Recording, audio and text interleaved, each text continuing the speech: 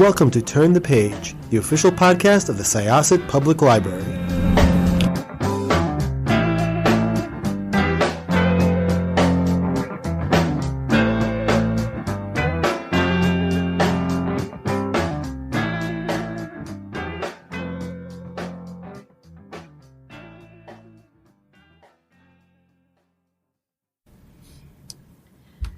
Hello, this is Jessica, and I am here with Stacy and Jean and Brenda Janowitz. And we are going to Turn the page. This is a super exciting episode of Turn the Page because we have here a resident author. And what else would you like to tell us about what you do, what you're working on, Brenda? So I'm Brenda Janowitz, and I am a novelist, as Jessica said, but I'm also the Books Correspondent for PopSugar. So I love talking books all the time, and I do these seasonal roundups of the best books of the season, the things that I'm reading, the things that I'm loving. So I'm a writer, I'm a reader, I'm a little of everything. Aren't we all? Well, I mean, maybe I'm not a writer. Yeah, maybe not writers. Although we did just host our first NaNoWriMo. Yeah, I was like, that's what I learned. Fun. Yeah. Oh, Yeah. that's great. I actually wrote an essay for Bustle about why I'll never do NaNoWriMo. Because it's just not my style. You know, I'm a working mom. I sort of tend to write wherever and whenever. And even when I was single and I was writing my first novel, I was still a lawyer and I was working full time. So I've always been the type who just sort of always has a notebook and always sort of writes when I can. So I can't take the pressure of doing it in 1 month. Oh, it's hardcore. The Yeah. 50,000 in the 1 month. I'm like, I think for some I'll people, post. me too. And I think for some people, and we talked about this, for some people it's just about starting to get things out, and maybe within the pressure of it seems to help some people, but I can't imagine it works for everybody. Yeah, I agree. That is the beauty of it. It just gives you the motivation and says, okay, you only have to do a month and you only have to do 50,000 words. And I think that's great. Anything that gets people writing is great. Yeah, and Brenda, to have a full-time job and then to be able to, write as well, that's testament to we should be writing. Aww. No more excuses. No more excuses. Well, Jean, do you write? I do have a book that but it's not published. I'm still editing. Ooh. And I guess to get to the point where you have to stop editing and try to send it out. But yeah, but I give you a lot of credit. Aw, thank you. Yeah, it's tricky. And it's really hard to know when to stop editing. That's always the trick. So, what would you like to talk to us about today? First and foremost, I see you have a lovely list in front of you, Brenda. Yes. So I just finished up my winter books list, which actually it's very exciting. It spans 2018 and 2019. Wow. Because for me, the winter season, it's a little different than the publishers. It's really December, January, February. So I've got books that sort of run the gamut. And with the list, what I try to have a really nice mix. So I've got domestic suspense. I've got historical fiction. I've got young adult on here. I've got memoir. I sort of have it all for every type of reader. That's awesome. Because I love reading really widely throughout different genres. And I think that's, people always ask me, how do you read so much? And one of the ways is to just keep getting excited about it, reading different things. Absolutely. Yeah, definitely. Broadening your perspective. Yes. Yeah. So should I talk about some of the books on the list? I mean, it's a big list. I certainly can't talk about it all. Talk about what you're working on? I would love to. That would be great. Yeah. Yeah. Well, are there any books that you guys are excited about for winter that I should talk about? Well, I saw you had Should the I tell you? Wartime Sisters. Yes. Really looking forward to Linda that one. Cohen-Loigman. I loved yeah. her first book. She did, Two Family House. Yeah, which was so well received. It was so really good. beautifully written. And this book is also really beautifully written, historical fiction. And what I love about it, it's one of those sisters books, but they're not close. And they've never been close. So for me, it was such a twist on this idea of a sister story, because a lot of times the sister stories, I feel like the sisters are really close. And this book is about sisters who were never close, and the war is sort of bringing them physically together, but will it bring them emotionally together? Interesting. Which is very realistic. That's you know? very realistic. I think that is an extremely authentic experience for a lot of people. I mean, I don't have a sister. I have a brother, but my mother has sisters. And, I know that, it's not always the most this romantic, best friend scenario that you would like it to be. Sometimes it's just about accepting that you're different.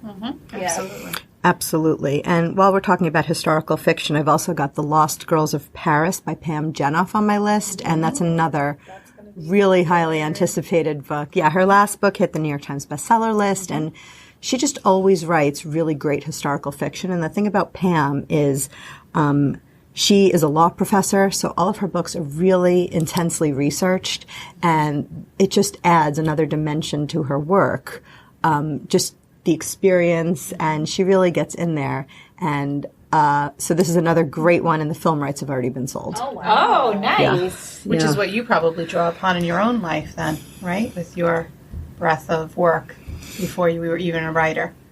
Oh, absolutely. Yeah. I think the thing about writers, people ask me when I started writing, and the truth is I've always been a writer. I've always been a storyteller.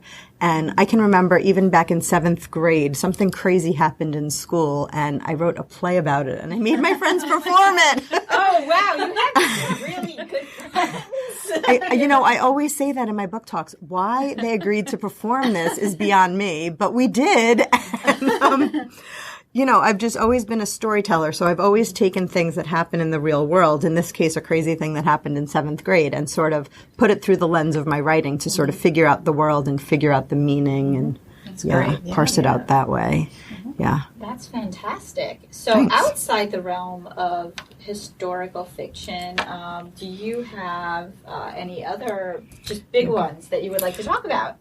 Sure. I mean, all of the books on the list are my favorites, but I will say, in the world of memoir, Dani Shapiro has a new one out. She is a novelist, but also she writes memoirs. And this latest memoir is called Inheritance, and it took my breath away.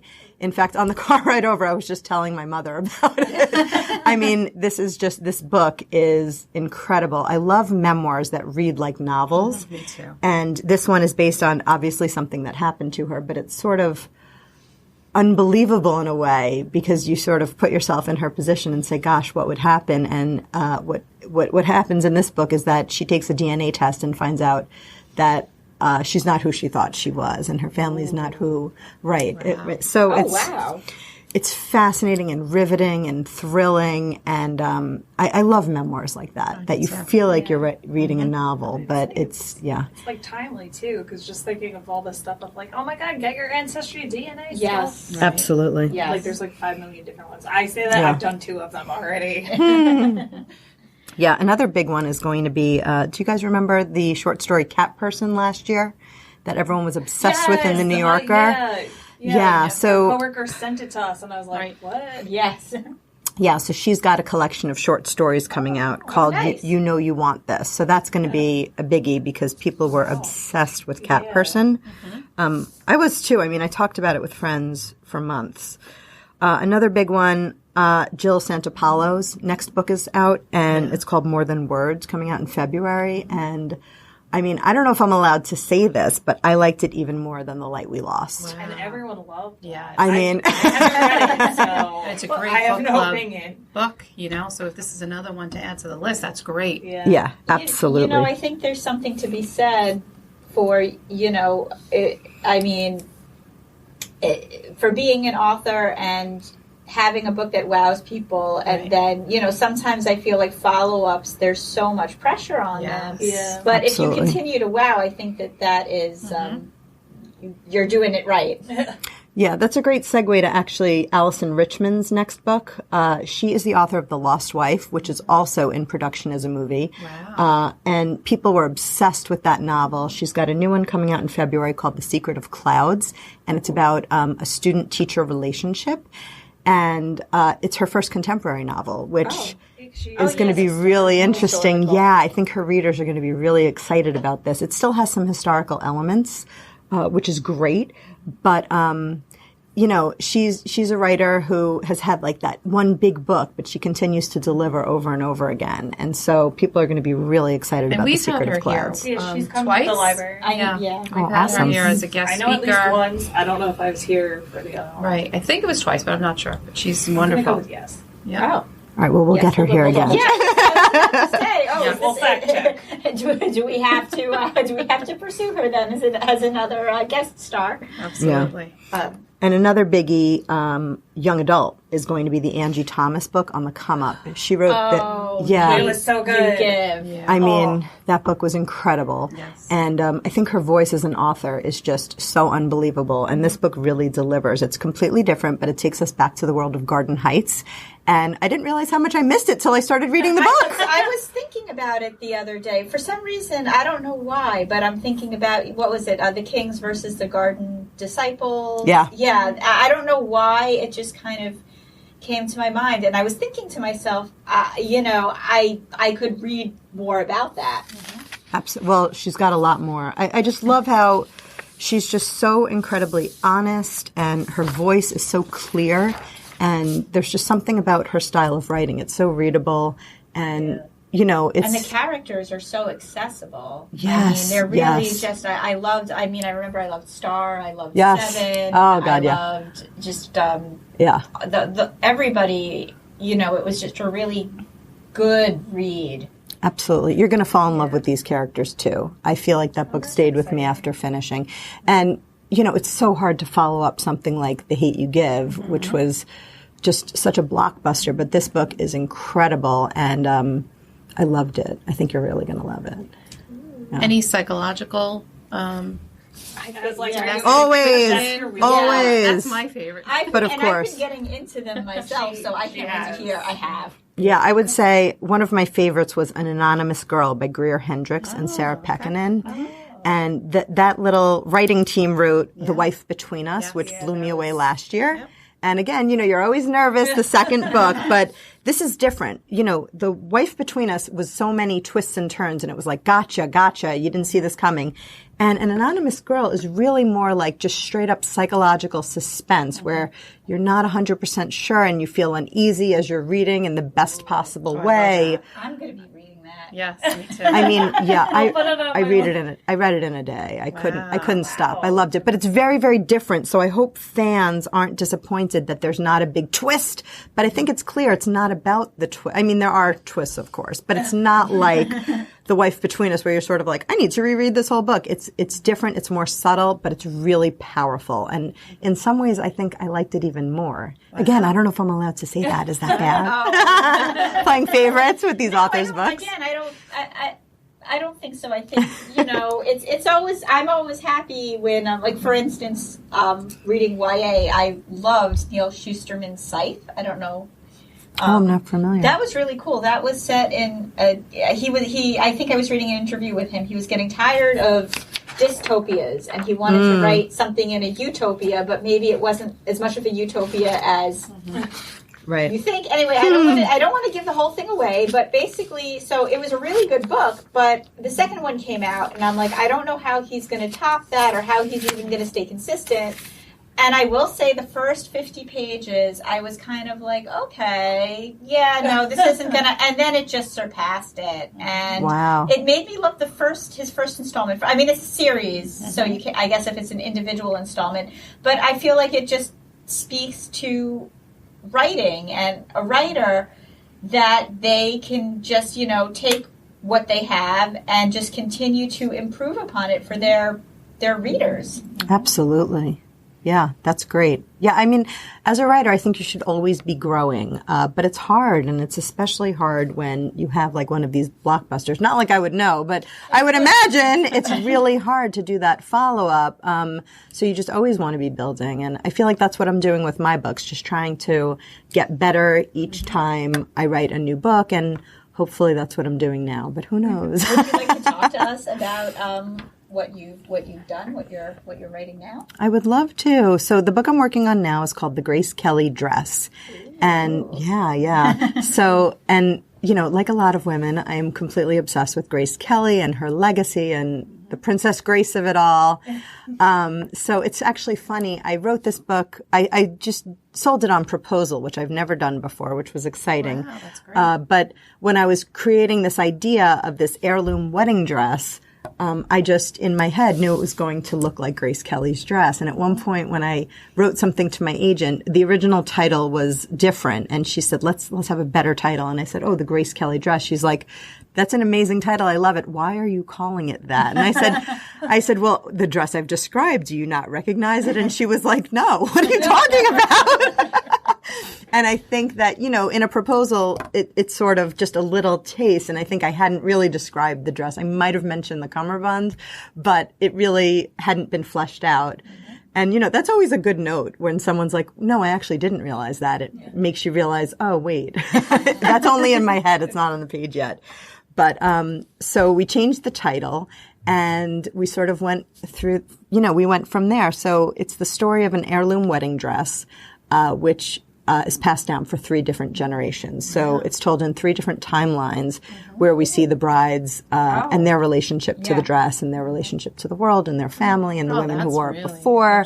But the 1958 storyline, you actually see the dress being made. So instead of watching a bride, well, I mean, obviously you see the bride planning the wedding, but it's told from the point of view of the seamstress making the dress. Oh, nice. So I thought that would be fun. Yeah. So, and, you know, the years are sort of carefully planned because that's long enough after Princess Grace's wedding. And so that really inspired me and I'm sort of working on it now. And I completed a first draft and now I'm working on the second draft. So how many drafts, I know we talked about editing before, how many drafts do you usually go through before, I mean, do you ever feel like the final product is ready to go? That's such a tricky one. You know, every book has been dramatically different. So I don't really have a set thing where I know I have to do a certain amount of drafts. You know, there's usually what I go through is one big picture edit with my editor, and then I do line edits. So it's like 2 edits, both completely different. But with this book, I'm trying to do something completely different. I've never written in multiple timelines before. I've written from different perspectives before. The dinner party had a lot of different perspectives in it. But the different timelines, it's really important to me, you know, because I read so much, to sort of stay true to each year. That's right. So the voice, they all have dramatically different voices, or at least I hope so. I want them to have different voices, different tones, and to be true to the time period. So, you know, a lot of the notes deal with, would someone say this in 1958? I just got that note, and I think the word was, are you crazy? And I tried to research if people, you know, if that was sort of in the vernacular, and I couldn't find it, but then I found a better line for it anyway. But that's the sort of thing, just on a basic line level. Like, would people say it that way? Would people speak to each other in a certain way? And, you know, that timeline deals a little more with like the class divide, and that's important. 2018, actually 2022, because that's when the book's coming out. 2020, sorry. It's like, when is this book coming out? That has a completely different flavor as well, because, you know, by 2020, women's roles in society are different, and the way they see the world is different, the way they communicate with their families is different, and it's also, you know, her relationship with the dress is different, so it's also a lot about fashion and how what we wear sort of defines us in some way, and how that reflects on the lives we're living. I was thinking just in general about, so Princess Grace, she wore her wedding dress in what year? I believe it was 1956. I didn't bring that notebook with me. I believe it was 1956. I could be wrong. We could check that. Yeah. I just ask because I feel like some fashion is ageless. Yeah. And fashion, you know, like from that time period seems to consistently return. Absolutely. Yeah, we've seen so many reduxes of her dress, haven't we? Yes. You know, even with Kate Middleton, her dress, and there have been other versions of it, of course. But yeah, there's something so timeless about it. But I'll tell you an interesting thing about the Grace Kelly dress. A lot of people think it was designed by Edith Head, who was, she had a close personal relationship with Grace Kelly through the Hitchcock movies and such. But she was under contract at the time with MGM. So Helen Rose actually designed her dress. Huh. Yeah, a lot of people think it's Edith Head. It was Helen Rose. And what's interesting about that is she was a costume designer. She was the head costume designer for MGM at the time. And she had designed a very similar dress for an earlier movie. And it's almost like the first draft of the dress. So when I uncovered that, that was just so fascinating to me. So that sort of worked its way into the narrative too. But there's such a rich history, and it's so well documented. Yeah, and a quick question too. Obviously, the research that goes into it. Can you talk a little bit about that and that process before you even, start writing? Absolutely. Yeah, this was my most heavily researched book. I've really never done a book that required this much research. I think a lot of my old books, the characters are lawyers, like I used to be a lawyer, and I just sort of relied on what I knew or I could easily access. But this was the first book that I've researched this much. With The Dinner Party, which was about a Passover Seder, sadly, I had to research a lot. I thought I knew so much, but there were so many things I had to research. Yeah, I remember the fact checker kept saying, "Is this correct?" And I was like, "Of course it's correct." And then I was like, "Let me Google that." And so, I did a fair amount of research for that book, but this was a whole, I can only imagine. Whole different thing, which was great though. It really puts you in the mindset and gets you excited about it. And then, of course, there's things you use, and then there's liberties you take. Right. And you never know how far to go, because some people, I think, to some extent, will pick up the book because they're fans of the dress. Mm-hmm. And so if I've changed certain things, will I get the 1-star review on Amazon because I changed the detail? Not the dress. Right. It's always tricky. It's hard to know what to change and what to not change. But for me, structure is really important, and the story just... Right. Yeah. Just characters having that richness. That's exactly right. Yeah. Right. Getting them where they need to go, having them change, and just telling a good story. There's something really important about that, because this is not a nonfiction novel about Grace Kelly's dress. I've read those books. They're fantastic. And, there's plenty I could recommend that are just so great. But that's not what this book is. This book's still fiction. So, you do have to take some liberties. So I tried to take very few. But there's certain things that you do sort of need to change. The third storyline that I haven't talked about is in 1982. And, I felt like the 80s, they're so accessible, it's so great. But what I didn't realize, 1982 was a very specific time. A lot of times when people are talking about the 80s, they're really talking about 86 to 88. Yeah, I agree with you. And I always say when people talk about the 60s, they're really talking about 67 to almost 71. Yes. Everything was still kind of in the 50s up till then. But continue. So the 80s, when people talk about the 80s. Right. So 1982 was this very specific sort of time period. And I had to research the 80s so much more than I thought I would have to. That was sort of incredible. From the things I referenced, like at one point someone was checking their watch. I'm like, oh, I'm going to make this a Swatch watch. And then I said, wait, were they out in 1982? They were not. The Swatch watches. So I remember my father he sold them at his optical shop in the city. Wow. And, I was never cool, but if there was one thing I could do that was cool, I got a Swatch watch with a guard, because you wore these Swatch Had to have the guard. And it was neon, because, at that point when the 80s became what people think of as the 80s, neon was the thing. Right. Had to have neon. Wow. Yeah. Absolutely. And but the hair didn't become big until later. I see people's pictures in 91, and they've still got the clamshell bangs. Good point. Yeah, that is true. Yeah, so 1982, a lot of that storyline's about the music scene, the art scene, and it's a little more punk. That's exciting. Yes, yeah. please elaborate, because I love that. Yeah, I love it too. Part of when you're writing the novel, I do worry about readers' expectations, and I would hate for someone to pick it up and think it's going to be one thing, and then they're getting this sort of like punk, crazy fever dream. But that's sort of, the book is really more about the punk scene, the art scene when Soho was getting really big. And, in 1982, the city was more dangerous. Right.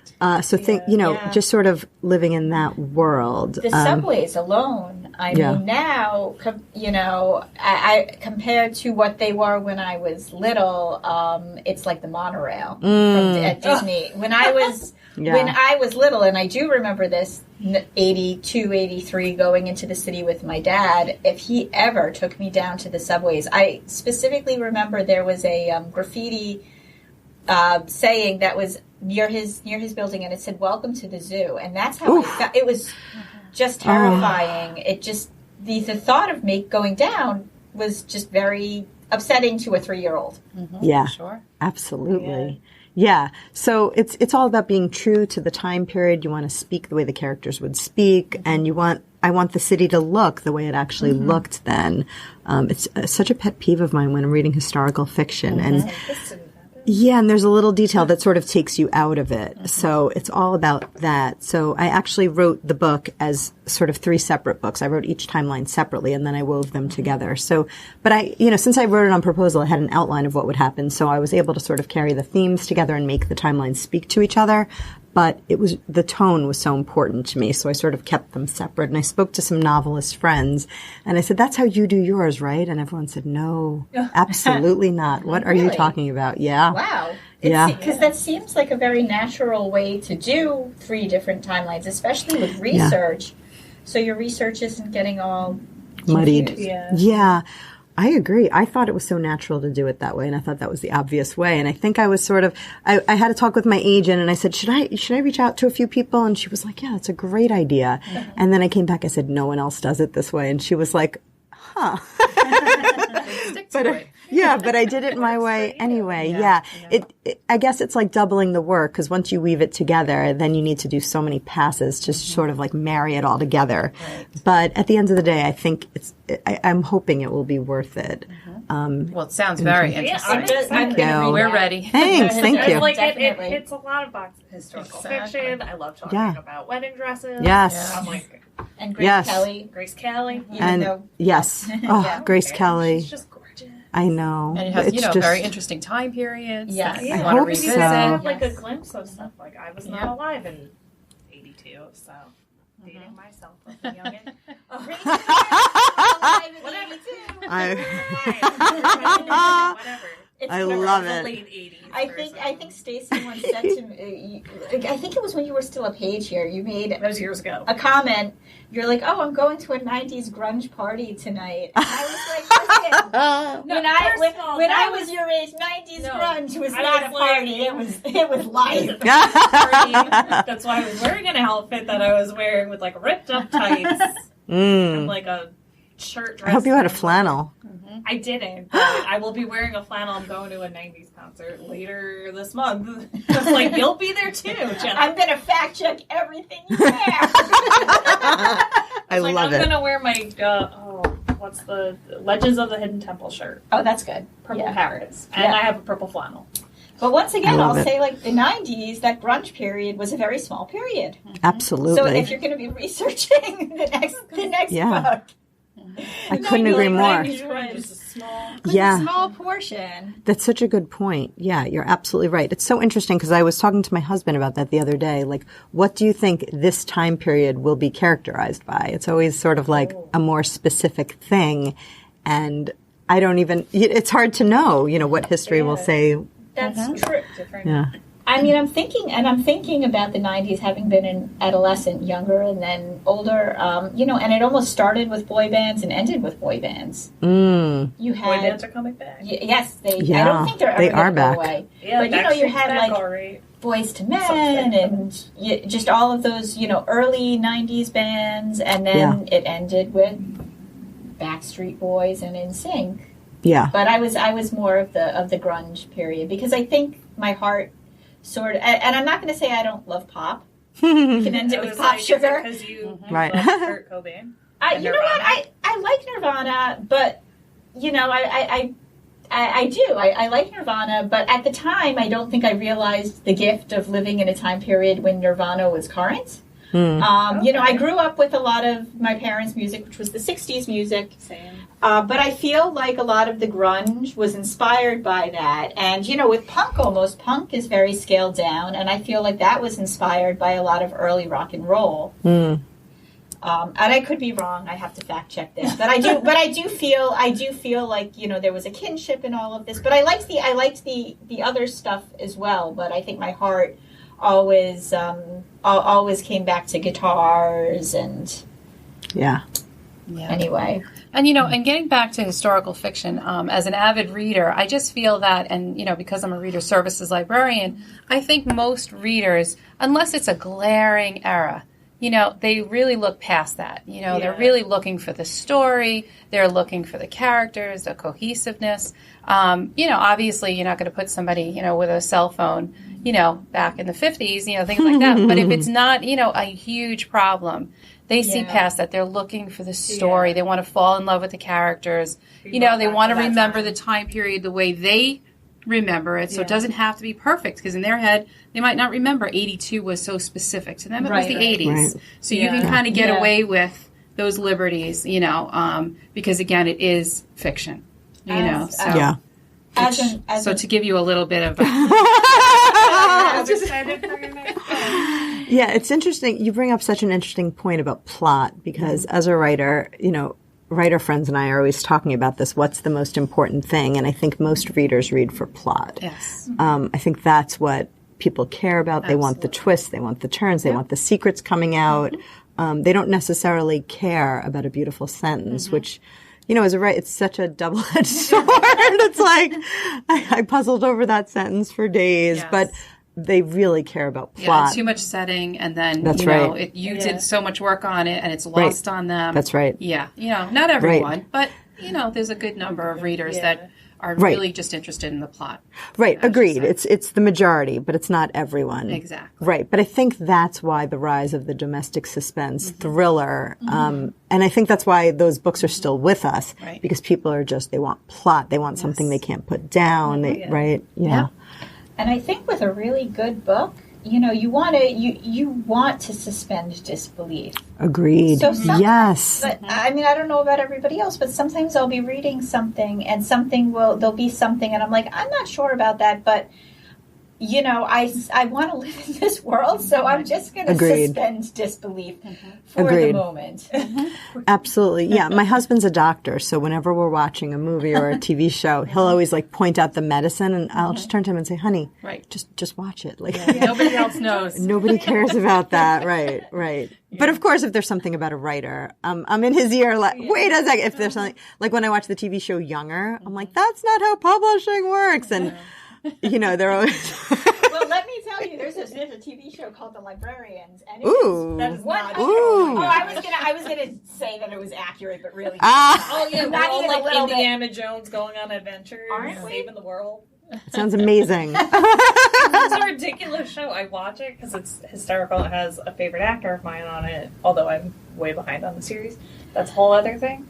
It's just like when someone's like, "Oh, that's what you do that, right?" And I'm like, no. One of the characters is a mathematician. I was like, I hate math. That's why I'm a librarian. I think though it's so funny because that was there were movies that came out before that made for TV movies. And that was my husband's joke to me. We started dating around that time, and he's like, "Oh, so this is your life, right? You go for the quest for this." And I'm like, that's exactly what I do. Traveling to hysterical. And wherever else they do. Oh, that's just hilarious. We're fun people here. Anyway, our adventures are through books. Our adventures are through books and books that authors like Brenda take us through. And thank you so much for sharing and working on PopSugar, bringing your expertise to us. I do hope you will return. I would love it. Thank you for having me. I can't wait to come back. You have an open invitation to come visit us as you are a resident. But we really appreciate having you here on Turn the Page. Thank you. And as soon as possible, we'd love to read your book. Yes, thank you. Yes. Super excited about it. I was thinking about, as we were coming downstairs from, because spoiler, people listening, we're not on the main floor. If you want to visit our lovely reader services, readers advisory section, it is on the second floor. But just from him, I was thinking of books because I don't always read what my mom reads, and sometimes I'll give her a book and we'll be like, "Oh my God, we loved it, let's buy." But I was just thinking, and I was like, what's book? And I was thinking of grabbing your book, The Dinner Party. I was like, oh, thank you. Because it's Hanukkah, and I was not that your book is, but I was just like, maybe we'll have fun reading, that would be great. I love it. The dinner party is good for any time of year. You know, it's set at a Passover Seder, but it's really about, family relationships and sort of where our roles in the family. So any holiday, really. Any time of year. Pick up the dinner party and it'll prepare you. Because I was just like, for the meal. Are you ever prepared? No, that's the point. Never. Exactly. That's Even why though you it's need the book. December, we're talking about, at least in my family and my in-laws, of what are we doing for Passover? Mm. So, like, where are we going? Are we staying in the state? Are we traveling? What's happening? Yeah. Are separating? Like, Yeah. whole fun thing. Yeah, well, this was my first year not celebrating Thanksgiving with my parents because we were at my brother-in-law's. So that was, that in and of itself is just a different. Sure. Yeah. Oh, yeah. Wow. With all the new and extended family. New and extended I was family, like, that's yes. When my brother-in-law had a baby, I was like, this is going to start to change things. Absolutely. Yeah. Yeah, it happens. So thank you again. Thank you very much. Oh my Thanks gosh, for you're having gonna me. be back. Thank you. I would love it. Yay. I would love it. So once again, this is Jessica with Stacy. And Jean. And Brenda. and we are going to close this chapter of Turn the Page. It's time to close this chapter of Turn the Page. Join us for the next episode.